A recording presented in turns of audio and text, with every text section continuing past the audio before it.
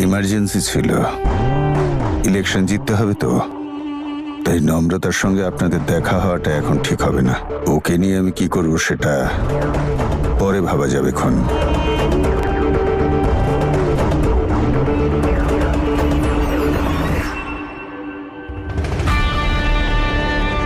কিন্তু অদিত নম্রতাকে নিয়ে কোথায় গেল?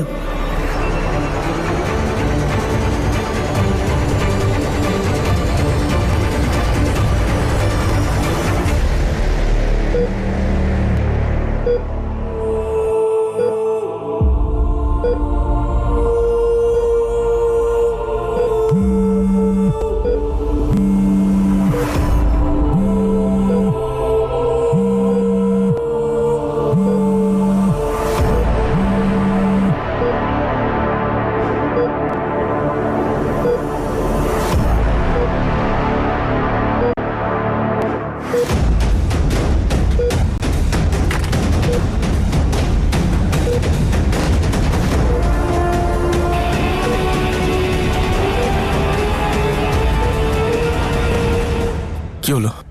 ফোন তুলছে না, মনে হচ্ছে এই অবস্থায় ও কথাই বলতে চাইছে না। আর একটু সুস্থ হলে হয়তো নিজেই কথা বলবে। কিন্তু এখানকার ডক্টররাও কি জানে না? এখনো পুলিশ আর দাদু তুমি। বাবা বাবা তোমার সমস্যাটা আমি বুঝতে পারছি, কিন্তু এখনো ওর স্বামীর সঙ্গেই রয়েছে।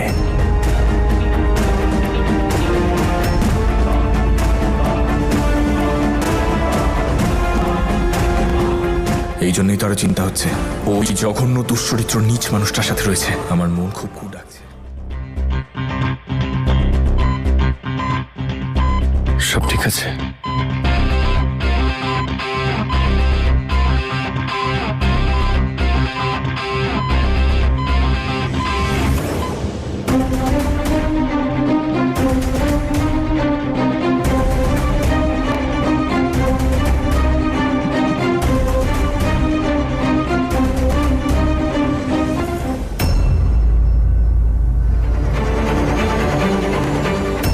ডেরাডোনা সব জায়গা বাদ দিয়ে বাড়ির মধ্যে লুকোতে হলো নম্রতাকে। আপনারা দেখলেন মিস্টার রুদ্রশেখর আমাদের জানালেন যে মিস্টার অদিত এবং মিসেস নম্রতা একটি দুর্ঘটনার শিকার হয়েছেন। ওনারা নিজেদের সন্তানকে হারিয়েছেন, আর এই ঘটনায় মিসেস নম্রতা গভীর শক পেয়েছেন। ওনাকে এই মুহূর্তে ট্রমা সেন্টারে শিফট করা হয়েছে, যা এই শহর থেকে অনেক দূরে। ওনাদের পরিবার জনগণকে অনুরোধ করেছেন যাতে ওনাদের প্রিভেসিকে সম্মান জানানো হয়, আর ওনাদের এই শক থেকে বেরোনোর জন্য কিছুটা সময় এবং সুযোগ দেওয়া হোক। এই বিষয়ে পরবর্তী আপডেটের জন্য জুড়ে থাকুন আমাদের সঙ্গে। এরা প্রাইভেসির নামে কি করছে কে জানে। আমি জেনেই ছাড়বো নম্রতা কোথায় আছে।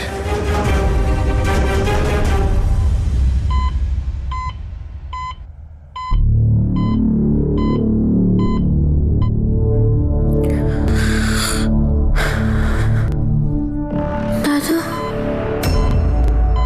দাদু,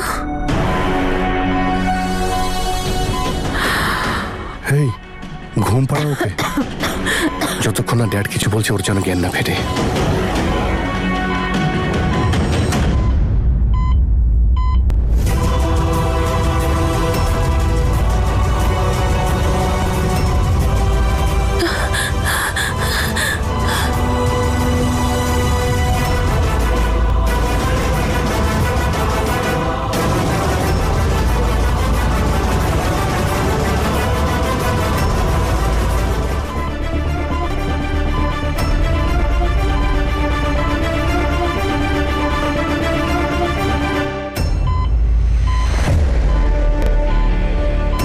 শুধু আমি আর তোর মা জানি তোরা এখানে, আর কেউ জানে না, বুঝলি?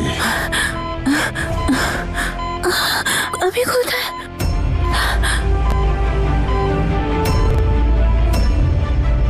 তোমরা কি কথা বলছো? আমি দাদুর কাছে যাব। ইঞ্জেকশন ইঞ্জেকশন দিন। ইনজেকশন? কিসের ইনজেকশন? আমি কোনো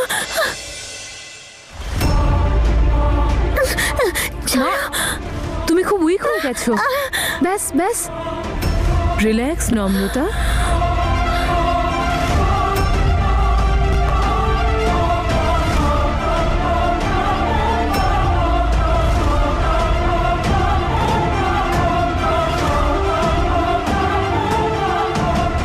এই এটার অ্যাকশন কতক্ষণ থাকবে? 4 থেকে 5 ঘন্টা। ওনাকে যদি এইভাবেই অজ্ঞান করে রাখতে হয় তাহলে কম করে দিনে 3 থেকে 4টি ইঞ্জেকশন দিতে হবে।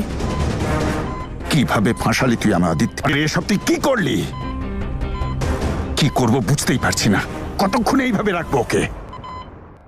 আর তুই জানিস ঈশান সন্দেহ করছে তোর এমএলএ হওয়ার স্বপ্ন গেল, আর তুই তোর সাথে সাথে আমারও সর্বনাশ করলি। কিন্তু ঈশান জানতে পারলো কি করে? আমি কি করে বলবো ও কি করে জানলো?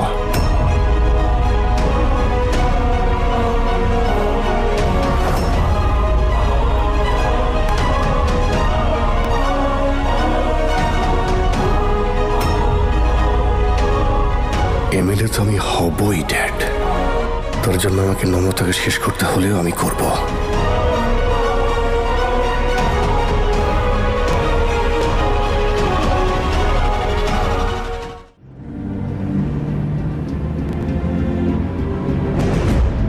এরকম কি করে হতে পারে? কাল অব্দি নম্রতা অজ্ঞান ছিল, আর আজকে ওকে হসপিটাল থেকে ডিসচার্জ করে দিল, তাও আবার কাউকে না জানিয়ে, পুলিশকে কোনো রকম স্টেটমেন্ট না দিয়ে। আমার মন কেন বারবার বলছে যে নম্রতার কিছু একটা হয়েছে? বারবার আমার কেন মনে হচ্ছে যে নম্রতা কোনো বিপদের মধ্যে আছে? নম্রতা! নম্রতা! একদিন সত্যি সত্যি হারিয়ে যাব, তখন খুঁজিস আমায়, পাবিও না খুঁজে। ওই হারিয়ে যাবি বললেই হলো? তুই পাতালে গিয়ে লুকিয়ে পড়লো না, আমি ঠিক তোকে ওখান থেকে খুঁজে বার করে আনবো। আচ্ছা, এত ভালোবাসিস নাকি আমায়? এতটাই যে তোর জন্য নিজের প্রাণও দিতে পারি।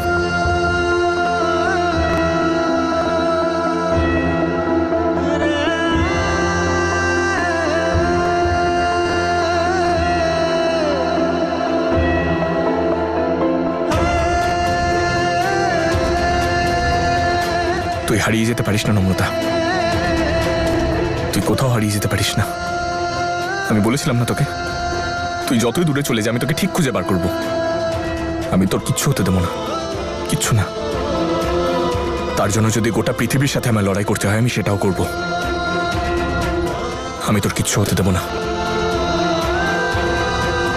আমি তোকে খুঁজে বার করবই।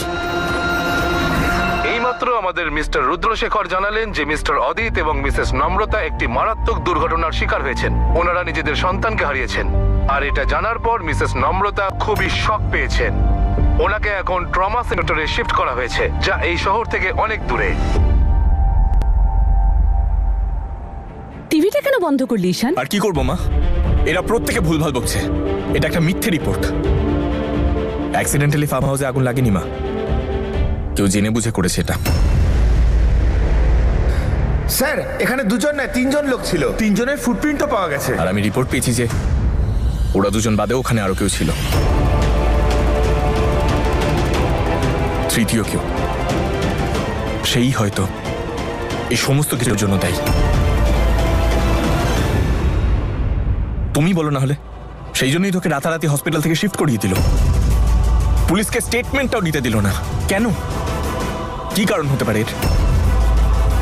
যদি সব সত্যিও হয় তাহলে পুলিশ আছে তো ইনভেস্টিগেশনের জন্য। তুই এত মাথা ঘামাচ্ছিস কেন? তুই বুঝতে পারছিস না মল্লিকা? এক্স্যাক্টলি মল্লিকা, কিন্তু তুমি হয়তো এটা ভুলে যাচ্ছ যে তোমার দাদা নিজেই একজন police officer. And if he is thinking something wrong, অথবা নম্রতা এই মুহূর্তে ঠিক সিচুয়েশনে নেই, বা ও যদি নম্রতাকে নিয়ে চিন্তা করে, এতে সমস্যাটা কোথায়? কিন্তু হিয়া এরকম। Aunty please, I am sorry but now this is too much. আমার পার্সোনালি মনে হচ্ছে যে আপনারা ঈশানের থেকে একটু বেশি এক্সপেক্ট করে বসে আছেন। আন্টি আপনারা একবার নিজেই ভেবে দেখুন না, যখন ঈশান আমার মতো একটা কমপ্লিটলি স্ট্রেঞ্জার মেয়ের জন্য নিজের প্রাণের কথা না ভেবে আমাকে বাঁচাতে পারে, টেররিস্টদের হাত থেকে আমাকে রক্ষা করতে পারে, তখন নম্রতা তো ওর... aunty please try to understand. Namrata আর ঈশান একে অপরকে একদিন ভালোবাসতো, তাই না? এত সহজে ওদের আলাদা করা সম্ভব নয়।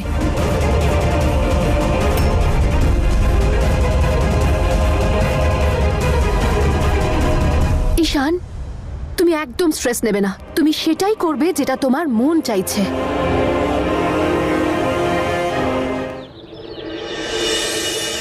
টিভিতে দেখে জানতে পারলাম, তাড়াতাড়ি চলে এলাম। এসব কি হলো নম্রতার সাথে? এবার তো আমাদের অদিত নম্রতাকে ফিরিয়ে নিয়ে আসবে। আমরা সবাই যাবো দেখা করতে। দাদু, তোমার কথা হয়েছে? কার সাথে বাবা? নম্রতার সাথে দাদু। না বাবা, 2 দিন হয়ে গেল। আয় বাবা, বস, আমি তা নিয়ে আসছি। 2 দিন ধরে তোমাদের ওর সাথে কোনো কথা হয়নি, আর তোমরা শান্তভাবে বসে আছো। আরে বাবা, ও তো স্বামীর সঙ্গে আছে। তোমরা আমার কথা বুঝতে পারছো না। একটা কাজ করো, ওকে ওকে একটা ফোন করো। হ্যাঁ দাদা, ফোনটা করো না। মেয়েটা কেমন আছে জানতে হবে, যেতে হবে আমাদের।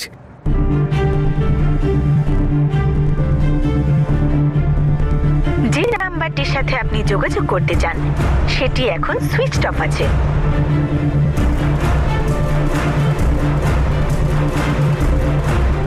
আরে বাবা, অদিত আর নম্রতা দুজনেরই ফোন বন্ধ। আমি ছোট থেকে নম্রতাকে চিনি দাদু। এতদিনে এমন কোনো দিন আসেনি যেদিনও তোমার সাথে কথা বলেনি। আর তা আবার তখন যখন ও জানে তুমি ওর জন্য চিন্তা করছো। তোমরা সবাই চিন্তা করছো।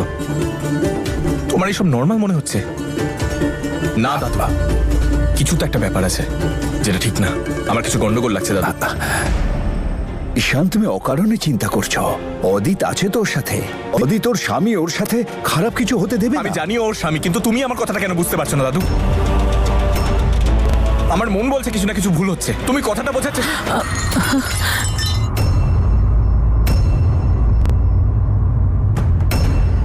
ঈশান, ঈশান ঠিক আছো বাবা? আমি ঠিক আছি দিদা। 1 মিনিট। আমার মনে হয় ঈশান একদম ঠিক বলেছে।